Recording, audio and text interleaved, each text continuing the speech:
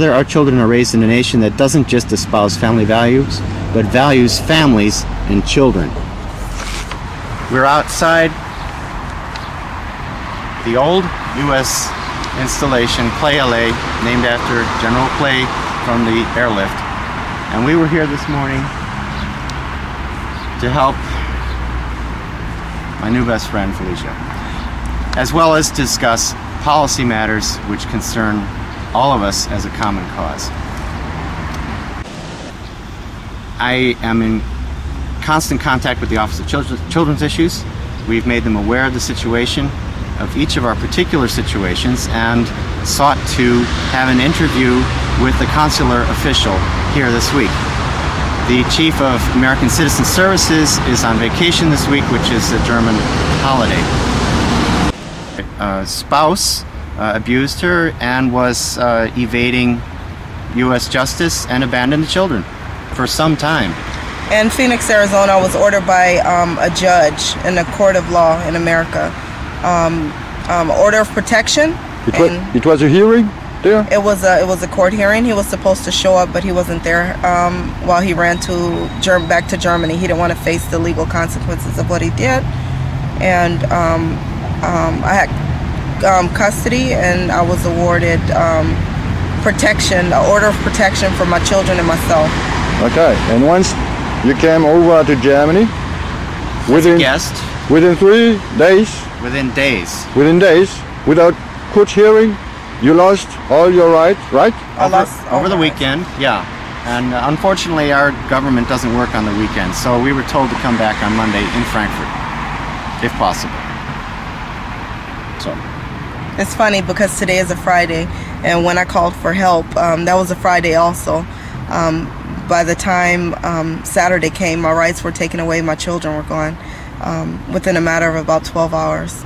So I saw what happened then. I'm anxious to see what awaits us.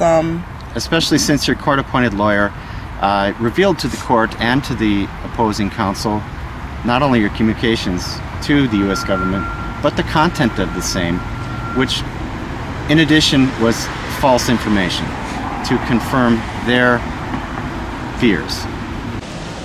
In my eyes, she came here in good faith to seek resolution of her family concerns, and she came by invitation, which was essentially a setup to steal her children.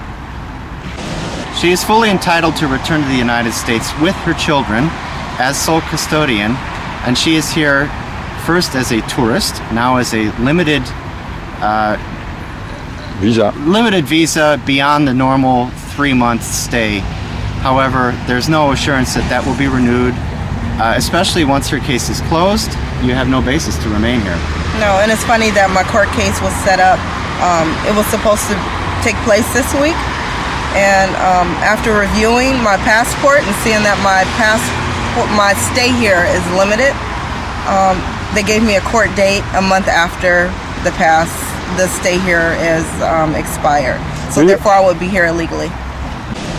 We organize a conference. We came in with our materials supporting our concerns, and we're told what this morning? We were told that they couldn't help us. We were told that we needed to go to Frankfurt. There was nothing that they can do. This isn't the place to come for child issues. Did they seem surprised to see us, perhaps? They were surprised to see us, and did they have any accommodation to speak with us? No, they were concerned about handling passport issues. But they knew that we will come. They knew that you were coming. Did you have a summary of your conversation with the officer in Frankfurt, Mr. Zeitz? Yeah, I gave him a brief description of our last conversation. Well, my last conversation with Sam Mikkelsen, and he recalls my case. And he said that in the matter of ascertaining your child's welfare and reporting on their actual situation, they needed permission from Kinderschutzamt, from the Germans to have a consular officer have direct access. Is that correct? It's very correct, and it's appalling. I'm shocked that the U.S. government would treat me like this.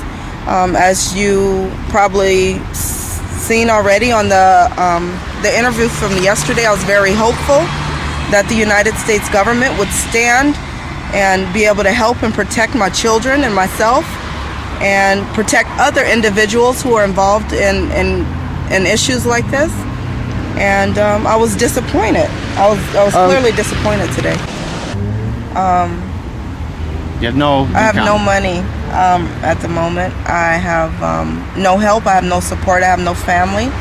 And there's things that are essential at this point, as far as, for instance, to get down here to Berlin. I came down here and there's no money.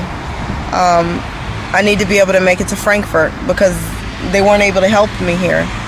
And I need to make it to Frankfurt, and hundreds of kilometers, yeah, from here. Yeah. Oh, a good day to travel from here, clear across Germany, practically. So there you have it.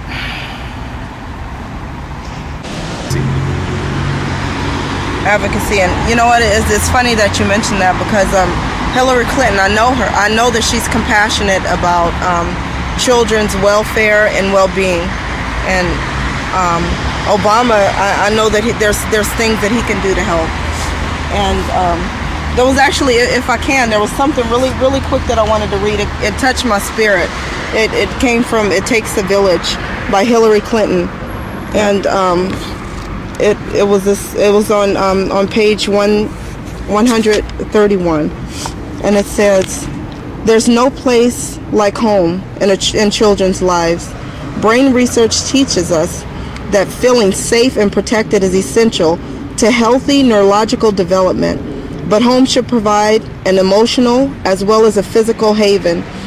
Children have an uncanny ability to detect adults' feelings of powerlessness.